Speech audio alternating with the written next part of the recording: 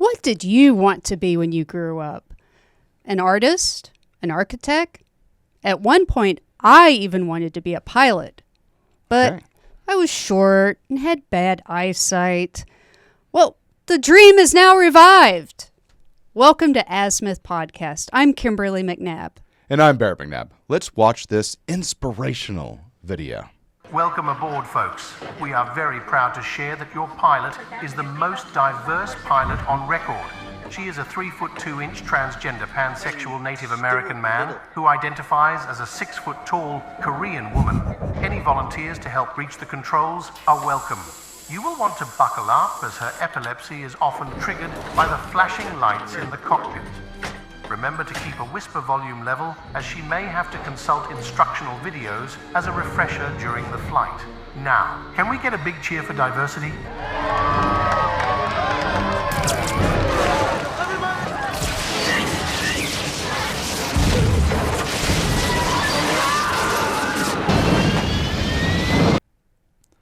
All right.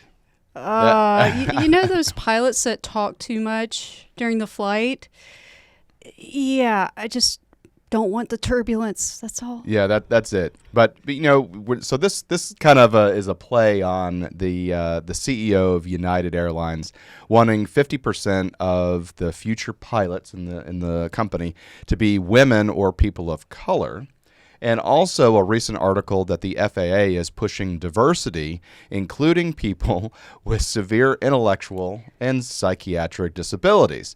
That sounds safe for people who are responsible for all the air traffic controllers flying all these planes around the United States. Okay, all right, but you know what can we talk about these CEOs?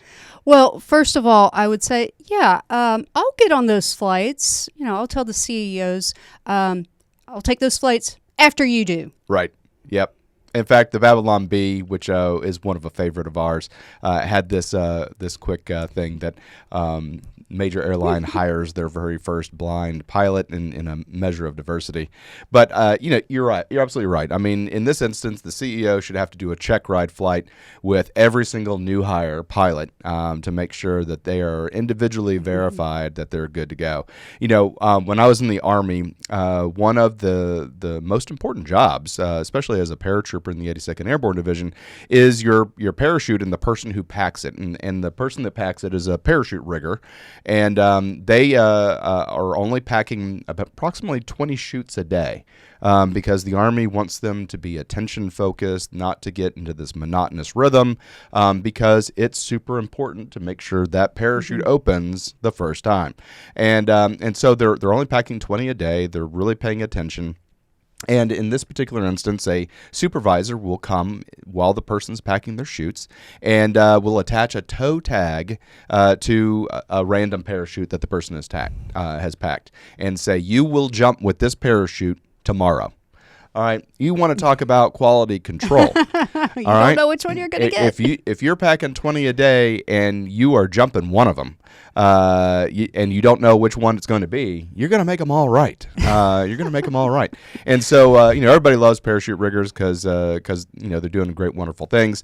But still, I mean, that is the ultimate quality control. You yourself will be in danger if you do it wrong. And I almost kind of want to say that Buttigieg needs to have his next driver be blind and rely on autopilot with Tesla to get around. As a diversity hire, right? To make things fair. But we saw this, and I mean, it's just stupid. Meritocracy needs to be the way of the future for things that involve safety. It should not necessarily be a diversity hire. It should be the best Who do you want flying your airplane? The best qualified person, or the fact that, hey, we had to make sure that there was a bunch of buckets that this person fit into before we could slide him into an airplane cockpit? Well, I remember comedians joking about drunk airline pilots about 10 years ago. Would those qualify as a diversity hire? I don't know. Let's get Keith Richards in there. Yeah, exactly.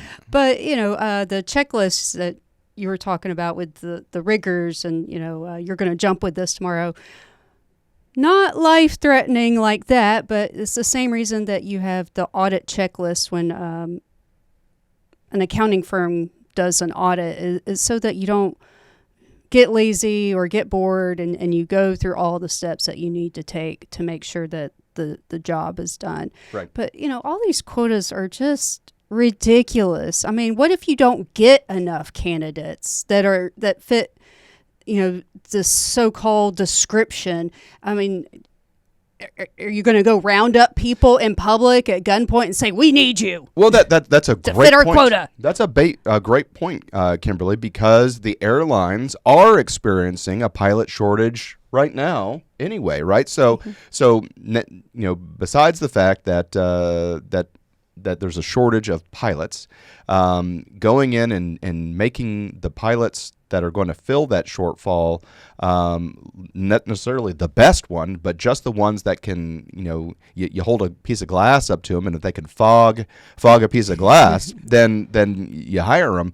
I mean, it just seems as though that puts all of our lives at risk. Exactly. And, they're even including people with epilepsy. Like, they can't go to a nightclub, but they can flip all the switches and fly an airplane at night. Well, yeah, I mean, especially, and see the air traffic controllers blinking. Exactly. I mean, we're talking about the FAA. So we're talking about the people who are air traffic controllers. So they're in a high stress job already. Okay, because we want to make sure that all of these blinking lights don't merge, which would be an in-flight collision.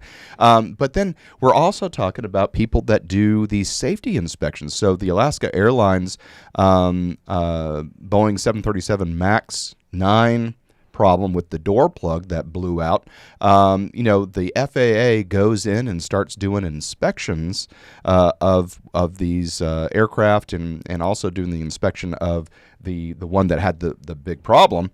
And you want those people to be sharp as a tack. You don't want an intellectual disability, having the person be a distraction while you're trying to figure out how airplanes don't crash.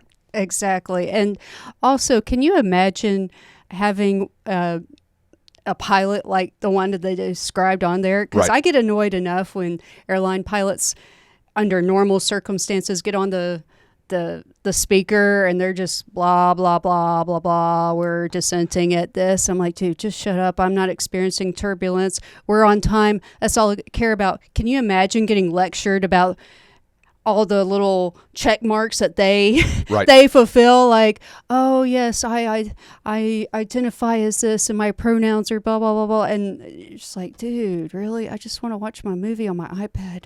You're absolutely right. Although I will have to say that sometimes the jokes that the Southwest Airlines pilot tells, it seems like that they all have a comedian that's part of their screening process, and I have enjoyed a number of jokes that pilots that fly for Southwest Airlines. I'm not a big Southwest Airlines person, but every time I get on there, they have a joke. It's pretty funny. It gets the crowd kind of going, especially if it's going to a fun place like Las Vegas or something like that. Then it gets everybody in the mood. But one of the things that I saw an article recently was that in a survey, and this is going to be kind of interesting, in a survey, 60% of people surveyed that said that if an airplane, a commercial airplane, the pilots just went unconscious and someone came over the intercom and said, "We've lost our pilots. Is there anybody that can fly the plane and land it?"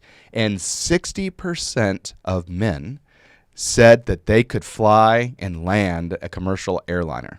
And, in the article, a pilot was saying this is highly unlikely that this would occur. Yes, there have been people that have landed airplanes via, Johnny on the spot air traffic controllers, but these are small airplanes, and the person was receiving flight instructions. So they've gotten some basics of flight, and this particular instance, there was a flight instructor that had a heart attack, and the student did have to land the plane, but it was a small plane. They don't have 5 million little gears in there. Yeah, well, a small plane, and the fact that the person had 3 to 5 weeks of ground school already, and some of the avionics book lessons and things like that. And the air traffic controller was able to do that and land them on a small private field. But still, 60% of people said that they could just because they flew Microsoft Flight Simulator, that they could land a commercial jet. Now, if people are saying that they could do it, then, can somebody with epilepsy or can somebody with a mental disability? 60% of the population shouldn't even qualify to be a passenger with all these stories about things people do on airlines to get them kicked off. I mean, women screaming, "He's not real." Right. I mean, seriously, that's quite a stretch Right. when you can't even be a passenger. Yeah, so I just saw that was kind of related, that such a high percentage of people said, yeah, I can do that. and how many people who go and watch a Kung Fu movie come out of the theater thinking they could do Kung Fu? I mean, seriously. Exactly. It's not like The Matrix where you can just kind of insert that program in your head and then you know Kung Fu. Well, show me. Yeah, come on, Elon Musk. Let's get on that one. But, another problem with this is there are actually maybe a couple people out there, but there are some people out there that actually have pride. And so they don't want to just go work anywhere. They want to go work for the best. Like Sure. You hear about these big shot lawyers. They don't want to go just work at any little dinky law firm in some small town. They want to go to the big wigs in New York City. They want to work at the big law firm, or they, want to go work on Wall Street back when New York meant something. And so, these companies are just watering down their priorities with things that don't actually add up to their productivity or their reason for existing in the first place, to their bottom line or to their safety. They don't want to be the best anymore. I mean, and they're not going to be the best when the planes start falling from the sky. Yeah, I couldn't agree more, Kimberly. I mean, when you look at the DEI, the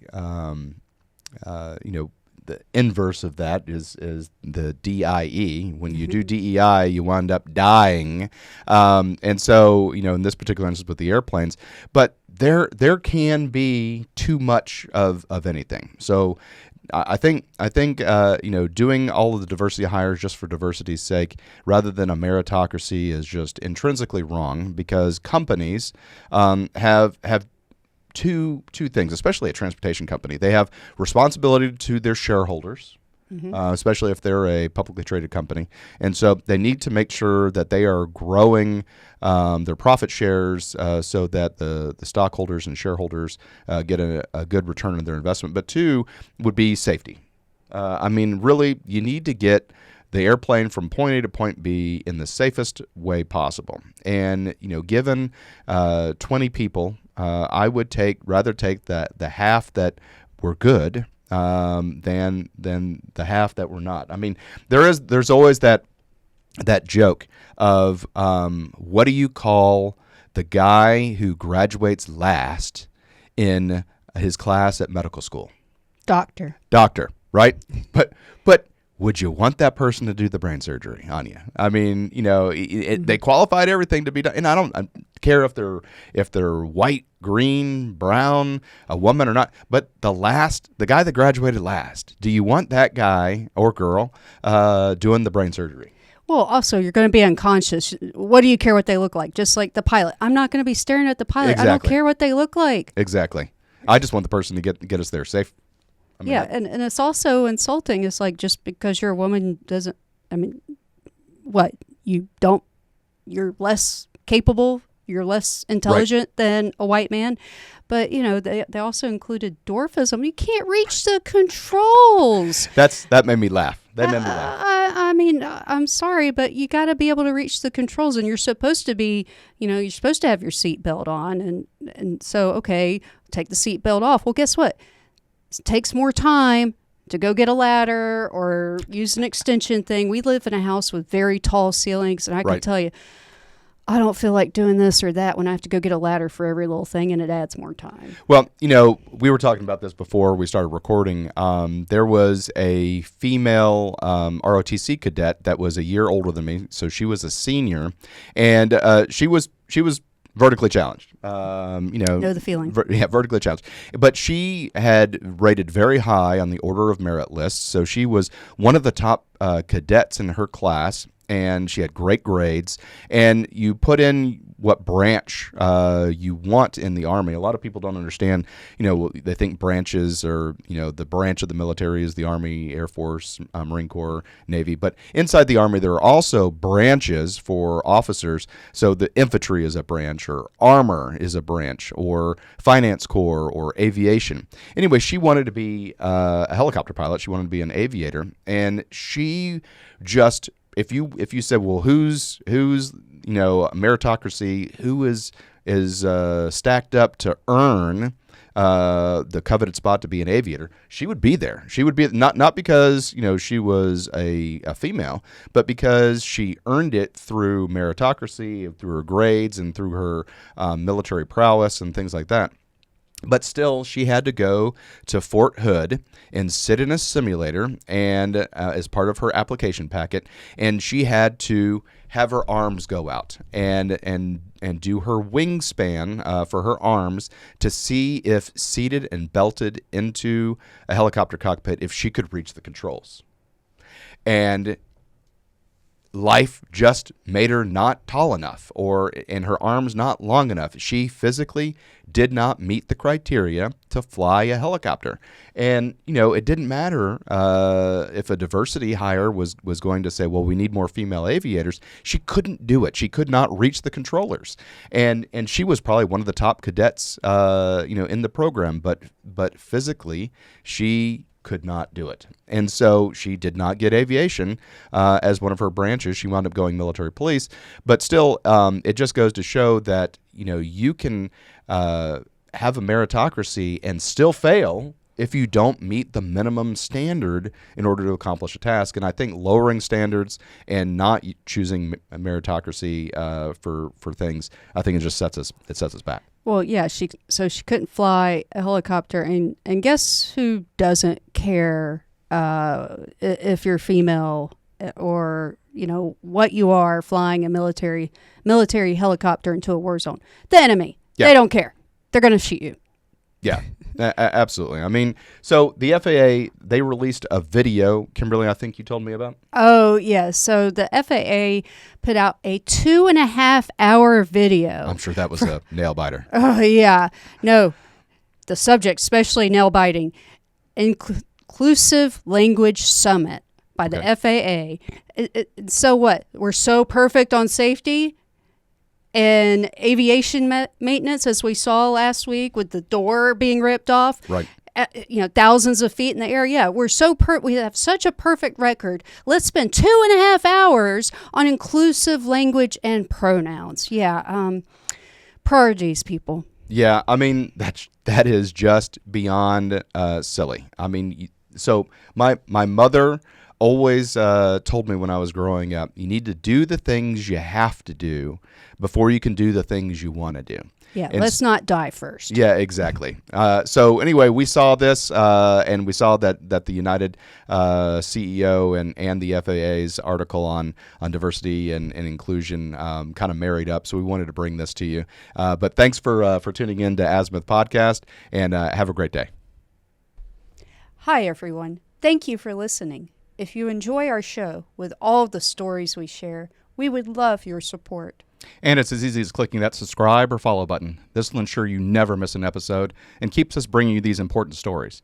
Your support makes a huge difference. Thank you so much for being part of our podcast family. Thanks, and keep tuning in.